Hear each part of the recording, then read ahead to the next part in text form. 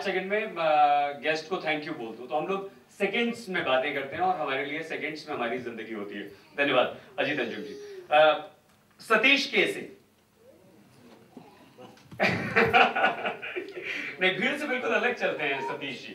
सतीश जी जो दूसरे चैनल्स करते हैं वो नहीं करते हैं। अगर जी न्यूज पर सिर्फ और सिर्फ खबरें दिखाई जाती हैं, अगर वहां पर कोई बाबा ना वो राखी सावंत को अपने चैनल पर दिखाते हैं, हमने तो शायद कभी नहीं देखा जी न्यूज पे। और ये जी न्यूज को अगर खबरों के लिए जाना जाता है तो ये सतीश जी के आने के बाद से ही हुआ। मंत्री से सतीश केसी ने ही पूछा था कि ये जन लोकपाल बिल कब आ रहा है। किताब पे चर्चा है और मेरी भाषा बहुत खराब है, बहुत खराब। तो मैं इसका हकदार नहीं हूं कि इस भाषा के लिए मैं कुछ अपने तरफ से कुछ कह पाऊं। लेकिन एक चीज जो मुझे देखने को मिली, हरीश बहुत बहुत बधाई, लेकिन आपने लिखा है कि इसका शीर्षक दिया गया टेलीविजन की भाषा। अगर ये टेलीविजन न्यूज की भाषा होती तो ज्यादा उपयोग होता। इसमें तो लग रहा है कि आप हमारे जी टीवी वालों को भी कह रहे हैं कि यही भाषा इस्तेमाल कीजिए।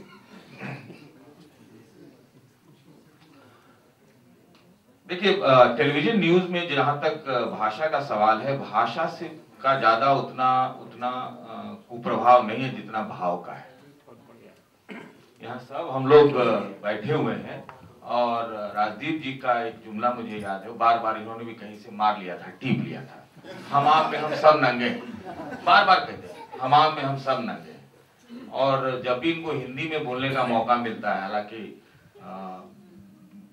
एनडीटीवी में थे तभी इन्होंने एक आधे घंटे का इंटरव्यू भी शुरू किया था हिंदी में, और उन्होंने एक तरह से वहां डेब्यू किया हिंदी में।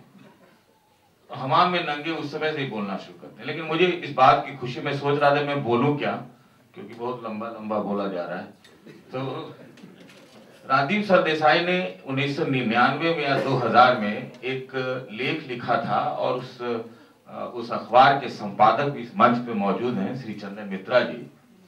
और उसमें उन्होंने एक चीज लिखी थी जो मुझे बार बार इस बात का, मैं सब लोगों से इसका जिक्र भी करता हूं। उन्होंने लिखा था कि टेलीविजन हैज अराइव्ड। जब टेलीविजन न्यूज आगे बढ़ रहा था, पहले तो ये होता था कि आप अखबार में सुबह सुबह खबर देखें, टीप लें, शाम में आज तक समेत सब चैनलों पे चढ़ा दे। हालांकि आज तक की कोशिश होती थी खबर को 10 बजे आता है तो उसको आगे ले जाया जाए। तो उन्होंने लिखा था उसमें कि ये टेलीविजन आगे बढ़ रहा है, कोशिश बहुत है, छोटा अभी मीडियम है, अभी इन्फेंसी में है, शब्द का उपयोग किया था, और लेकिन अब वो अपना योगदान दे रहा है। लेकिन क्या हुआ, बीच में 4-5 साल की जो भाषा और भाव का जो मैं अंतर कहने का प्रयास कर रहा हूं, भाषा अभी भी उतनी बुरी नहीं है जितना भाव बुरा है। बिग बॉस में बच्चा होगा, एक चैनल पर मैंने देखा। भाषा में क्या गड़बड़ी होगा, लेकिन बिग बॉस में होगा। टेलीविजन न्यूज के लिए इसने कहा कि टेलीविजन की भाषा हरीश लिख रहे हैं या फिर टेलीविजन न्यूज की भाषा लिख रहे हैं। दरअसल क्या है मेरे विचार से कि जो न्यूज का जो सिलेक्शन टेलीविजन न्यूज की चैनल्स पे है, और उसको किस तरह से आप उसको पकड़ते हैं, दिखाते हैं, बताते हैं, सुनाते हैं, समझाते हैं, इसका जो अंतर है ये बहुत बड़ा एक गतिरोधक और एक अवरोध का काम कर रहा है। ये अच्छी बात है कि पिछले 1-1.5 साल में टेलीविजन न्यूज की वापसी हुई है, इसमें कहीं से कोई दो राय नहीं है। और जिन लोगों ने टेलीविजन न्यूज को एक कूड़ेदान में फेंक दिया था, तमाम लोगों ने इस बात को, मेरी समझ से इनको एहसास हुआ है कि आपकी जो पहचान है वो न्यूज ही है। ये नहीं है कि अगर बॉलर बैटिंग कर ले तो वो हरफन मौला राउंडर में चलता है, लेकिन अगर बैट्समैन खाली बॉलिंग करे और बैट्समैन बॉलर जो है बैट्समैन बन जाए तो टीम का जय हिंद है, जय हिंद। उसके बाद खत्म, उसके बाद उसका कोई उपाय नहीं है कि आप उस पर वापस लौटने की कोशिश करें, एंटरटेनमेंट चैनल दिखाएं अपने न्यूज चैनल पे, और न्यूज वाले जो हैं वो एंटरटेनमेंट के चैनल बन जाए। ये नहीं हो सकता। तो उसमें तो ड्रामेटिक्स तो होगा ही। जब एंटरटेनमेंट का जो चैनल है उसमें तो आपको ड्रामेटाइज करना पड़ेगा, उसका जो पेश करने की का जो तरीका है वो अलग होगा, और हमारे में अलग होगा। अब सरल वाक्यों का, जैसे अनुमति, इजाजत, तो मेरे के लिए सोच रहा था मैं कैसे अंतर करूं। हम अनुमति अगर लिखते तो क्या दिक्कत है? मैंने हरीश से भी उसके सामने ही आधे घंटे किताब पढ़ के मैंने कई बातों पे आपत्ति जताई कि आपने इसे कैसे कहा कि इजाजत लिखें या अनुमति लिखें, दोनों लिख सकते हैं, क्या दिक्कत है? तो उसमें तुम्हें क्या अंतर है? जो हिंदुस्तानी जो भाषा है, एक परंपरा चल गई, मतलब एक परिपाटी चल गई है कि उर्दू के अगर शब्द आप अगर इस्तेमाल करो और उसको सरल बता के समझ के करो तो आपकी भाषा सरल है और ये टेलीविजन की भाषा है। इसमें मुझे घोर आपत्ति है। आपत्ति, विरोध हम कह सकते हैं और उसकी भी अलग अलग एक पर्याय हो सकते हैं, लेकिन ये गलत है मेरे विचार से।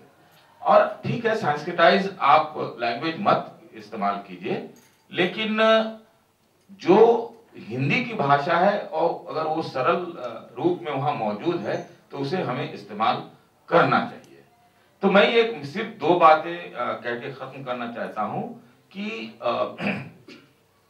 भाषा की दृष्टि से आप अगर अपनी चीजों को पेश कर रहे हैं और उसमें भाषा की सीमा को लांघ करके और उसको जिस तरह से प्रस्तुत कर रहे हैं उसमें आप अपने सीमा का उल्लंघन कर रहे हैं, अतिक्रमण कर रहे हैं, वो एक बहुत ही गलत बात है। और दूसरी कि जब टेलीविजन न्यूज की वापसी हुई है, आपकी इज्जत बढ़ी है, तो इस जिम्मेदारी को टेलीविजन वालों को खास तौर से समझना बहुत जरूरी है। और ये भी ध्यान रखने की आवश्यकता है कि हम लोग एनजीओ की तरह काम न करें। एनजीओ का हमारा काम एक्टिविज्म नहीं है, एक्टिविस्ट आप नहीं है। एक्टिविज्म कभी कभी हो सकता है, लेकिन आप फैसला मत दीजिए, थोड़ा सा जनता के ऊपर छोड़िए, वो भी सोचते हैं, आगाह कीजिए, वो अलग चीज है। लेकिन अगर आप झंडा लेकर के कूद जाएंगे मैदान में तो आप फिर अन्ना हजारे बन जाइए। ये भी हम इस बात के समर्थक नहीं। तो मेरी बात यहीं पे खत्म होती है कि अगर हम अपने ऊपर संयम रखें, चीजों को समझें, तो हरीश की किताब बहुत सहायक सिद्ध हो सकती है।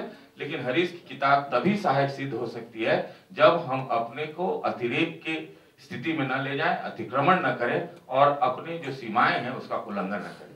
धन्यवाद।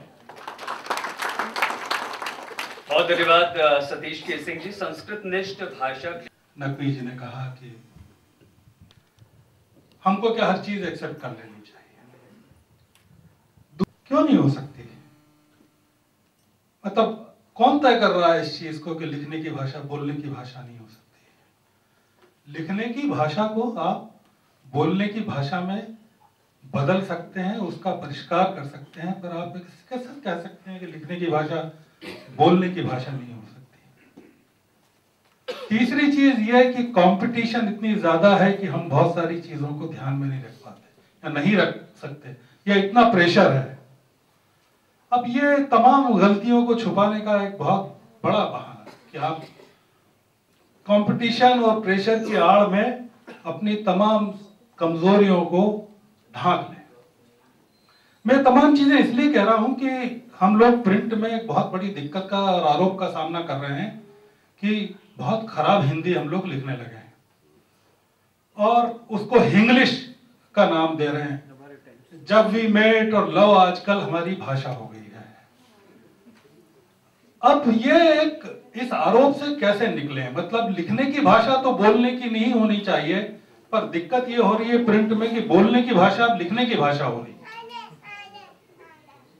अब आप कल से कहेंगे या मांग करना चाहिए सारे टेलीविजन के लोगों को कि बच्चों के पाठ्यक्रम हिंदी की किताबें सब बदल देनी चाहिए, क्योंकि उसमें बहुत ज्यादा संस्कृत नष्ट हिंदी है। बच्चों को जो हिंदी पढ़ाई जा रही है वो टेलीविजन की भाषा और अखबारों की भाषा और फिल्म की भाषा से बिल्कुल अलग है। और बच्चा स्कूल में तो 4 घंटे देता है और 20 घंटे वो इन चीजों पर देता है। कुछ बुनियादी मुद्दों पर बहस होना टेलीविजन के क्षेत्र में बहुत जरूरी है कि उसमें जो एंकर्स हैं, उसमें जो रिपोर्टर्स हैं, उसमें जो बोलने वाले हैं, वो किस तरह की भाषा का इस्तेमाल करेंगे। भाषा की शुद्धता बोलने में और लिखने में दोनों में क्यों जरूरी है। मैं भाषा के क्लिष्ट शब्दों की बात नहीं कर रहा हूं।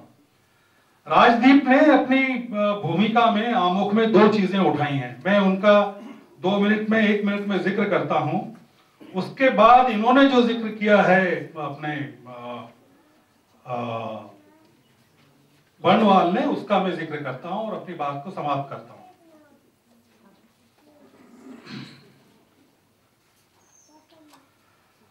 राजदीप ने लिखा है कि कुल मिलाकर हिंदी न्यूज चैनल इस समय गंभीर विश्वसनीयता के संकट से गुजर रहे हैं। अब कोई अगला मौका आए तब राजदीप से हमको पूछना चाहिए कि वो विश्वसनीयता किस चीज को मानते हैं। यहां उनका आशय विश्वसनीयता का किससे है? भाषा से है कि खबरों की विश्वसनीयता से है कि पूरे चैनल की विश्वसनीयता से? वे आगे कहते हैं कि टेलीविजन न्यूज मीडिया में लोगों का भरोसा फिर से कैसे बहाल किया जाए, इसके लिए सही भाषा की समझ जरूरी है। मुद्दा यह है कि हम करना क्या चाहते हैं। मतलब हम खबरों के माध्यम से, इन्होंने अपनी किताब में लिखा है, बर्नवाल ने, जो मुझे मतलब अगर पेशेवर आप रिपोर्टर बनना चाहते हैं टेलीविजन में, न्यूज चैनलों में भाषा को लेकर कोई पूर्वाग्रह नहीं है। शब्दों को तोड़ना मरोड़ना हो या नए शब्द पैदा करना, न्यूज चैनलों में कुछ भी किया जा सकता है या किया जा सकता है। अब ये किताब बहुत सारे मुद्दों को खड़ा करती है और पूरी भाषा की विश्वसनीयता, टेलीविजन चैनल्स की विश्वसनीयता, रिपोर्टिंग की विश्वसनीयता पर सवाल खड़े करती है। और ये भी खड़ी करती है कि 1,35,000 हिंदी के जो शब्द ये कह रहे हैं, उनको 1500 शब्दों में अगर कर सकते हैं तो मेरे ख्याल से आगे आने वाली कोई किताब ये भी कहेगी कि 550 शब्दों में भी पूरी पत्रकारिता को समाप्त किया जा सकता है। ये इस किताब के जरिए जो बहस चालू हुई है उसको और आगे बढ़ाना चाहिए। और बहुत सारी चीज़ों पर टेलीविज़न के लोग आपस में बात कर रहे हैं, बहस कर रहे हैं। मेरा ऐसा मानना है कि हिंदी का संसार जिस तरह से बढ़ रहा है, कम से कम अखबारों में, और हिंदी के श्रोता और दर्शक बढ़ रहे हैं टेलीविज़न के, भाषा को लेकर बहुत बड़ी चिंताएं आने वाले दिनों में उभर सकती हैं और उन पर नए सिरे से बहस, विचार और प्रशिक्षण टेलीविजन चैनलों में होना बहुत बहुत जरूरी है। बहुत बहुत धन्यवाद। बहुत धन्यवाद सर। कमेंट करके लिए जाने जाते हैं, सबसे ज्यादा प्रयोग करते हैं, और जब भी इनका कोई नया प्रोजेक्ट आने वाला होता है तो खलबली मच जाती है न्यूज इंडस्ट्री में, क्योंकि विनोद जी टीआरपी के मामले में सबको बहुत ज्यादा पीछे छोड़ देना चाहते हैं और करते भी हैं, और सबसे बड़ा थ्रेट भी होते हैं। विनोद कापनी जी। शुक्रिया। सबसे पहले हरीश, तुमने 8-9 साल मेहनत की और तुमने इस किताब को लिखा, यहाँ तक पहुंचा। 1.5 मिनट में अपनी बात खत्म करूंगा। राजीव ने कहा वेरी गुड। मैं सिर्फ एक उदाहरण देना चाहता हूँ और उस उदाहरण के बाद फिर मुझे लगता है कि मैं बाकी अपने जितने भी दोस्त हैं, राजदीप हैं, आशु हैं, अजीत हैं, इन सबसे निवेदन भी करूंगा। उदाहरण ये है कि आज से करीब 15-16 साल पहले मैंने एक एंकर लिंक सुना था। जैसे अजीत ने कहा, एक एकलव्य की तरह हम लोग दूर से देखते थे, और उसी तरह से आज तक हमारे लिए एक गुरु की तरह था। वो एंकर लिंक एसपी सिंह ने लिखा था या नकवी जी ने लिखा था, मुझे याद नहीं है, मुझे पता भी नहीं है, लेकिन वो एसपी सिंह ने पढ़ा था। और वो एंकर लिंक मेरे जीवन में एक बहुत अहम एंकर लिंक है, क्योंकि उसके बाद मुझे लगा कि तीन शब्दों में, 3 पंक्तियों में अपनी बात कैसे कही जा सकती है, उससे बेहतर भाषा का उदाहरण नहीं हो सकता, और वो भाषा कहीं खो गई है। मैं उस 3 पंक्तियों का जिक्र करूंगा। संजय दत्त जेल से रिहा हुए थे, 1995 या 96 की बात है, 96 की। उस एंकर लिंक का मैं जिक्र करना चाहूंगा। यहाँ पर 3 पंक्तियां हैं और बहुत छोटी छोटी पंक्तियां हैं। एसपी सिंह ने पढ़ी थी, संजय दत्त आज जेल से रिहा हुए, ये पहली पंक्ति थी, सीधे सीधे सपाट खबर। जेल से रिहा होने के बाद वो सीधे सिद्धि विनायक मंदिर गए, ये दूसरी पंक्ति थी। और तीसरी पंक्ति में सारी खबर थी। जेल से रिहा होने के बाद वो सीधे सिद्धि विनायक मंदिर गए, और उसके बाद सीधे बाल ठाकरे के घर, और यहाँ पे आके एंकर लिंक खत्म हो गया। इस 3 शब्दों में, 3 पंक्तियों में घटना भी थी और एक कमेंट भी था कि संजय दत्त, सब जानते हैं कि बाल ठाकरे का कितना बड़ा योगदान था संजय दत्त की रिहाई में, और संजय दत्त रिहा हुए, सिद्धि विनायक मंदिर गए, मंदिर के बाद सीधे बाल ठाकरे के घर। ये अपने आप में कितना बड़ा कमेंट था उस एंकर लिंक में। मुझे यकीन है कि वो नकवी जी की नजरों से गुजरा होगा और उस वक्त नकवी जी ही वहां पर थे और देखते थे, लेकिन वो एंकर लिंक, वो एक एंकर लिंक मेरे दिमाग में घर कर गया। उस वक्त के बाद से लगा कि भाषा और खबर जब आप लिखें तो ये, जब भी आप कुछ लिखें तो उसको लिखते वक्त बहुत सारे मैसेज कम्युनिकेट होने चाहिए।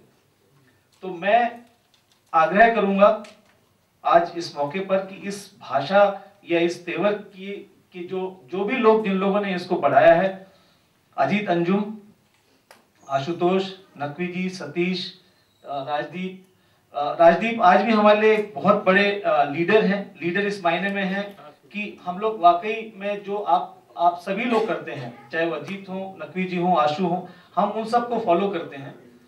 कल रात को मैं राजदीप जी का एक ट्वीट पढ़ रहा था जिसमें इन्होंने एक बहुत अच्छी स्टोरी की थी। गोरखपुर में 500 बच्चे मारे गए पिछले 60 दिनों में। मुझे लगा कि इस स्टोरी को हमको फॉलो करना चाहिए। मैंने रात को ही सर को कहा कि मैं भी स्टोरी को फॉलो करना चाहता हूं। तो मुझे कहना सिर्फ इतना है अजीत से, आशु से, नकवी जी से, कि हम लोग जिस काम की वजह से आज यहाँ पर हैं उस काम को हमको करते रहना चाहिए। हमको रोज अपनी तरफ से एक स्क्रिप्ट, एक हेडलाइन, एक बुलेटिन की हेडलाइन आज भी लिखनी चाहिए। नकवी जी, आपको लिखनी चाहिए। आप, मुझे उम्मीद है कि आप लिखते होंगे, लेकिन आपको जरूर लिखनी चाहिए ताकि वो तेवर, जिस तेवर की बात अजीत ने की, जिस तेवर की बात आशुतोष ने की, जो गुम हो गए हैं तेवर, वो दूर से बैठे हुए दर्शक, दूर से बैठे हुए जो छात्र हैं, वो उस तेवर को समझें और वो उदाहरण बने। धन्यवाद। बहुत धन्यवाद विनोद का। चंदन मित्रा जी, चंदन 2G घोटाला हम सब जानते हैं, करते हैं। सबसे पहले चंदन मित्रा जी के अखबार ने उस 2G घोटाले को और सर बात रखने की कोशिश करूंगा। ज्यादा बोले दो से तो ज्यादा ही बोलूंगा। पहले तो हरीश बर्णवाल को बहुत एंकर बनने की ख्वाहिश से, प्रोड्यूसर बनने की ख्वाहिश से पुस्तिकाएं नहीं होती। ठीक है, गेस्ट फैकल्टी में जो लोग आते हैं वो अपने अनुभव से, अपने तजुर्बा से उनको, बच्चों को बताते हैं, सिखाते हैं। लेकिन मैं समझता हूं कि पढ़ाई का एक अंग थ्योरी भी है और इसका इसके लिए किताबों की आवश्यकता बहुत है, जो कि पत्रकारिता में ही बहुत कम है, पत्रकारिता के बारे में।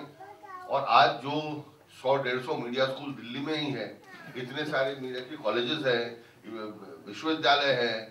अब मैं भी 2 विश्वविद्यालय के बोर्ड ऑफ डायरेक्टर्स में हूँ, लेकिन हालांकि मीटिंग तो मैं कम ही जाता हूँ। लेकिन मुझे लगता है कि प्रामाणिकता से बच्चों को सिखाने के लिए हमारे पास किताबों की बहुत कमी है।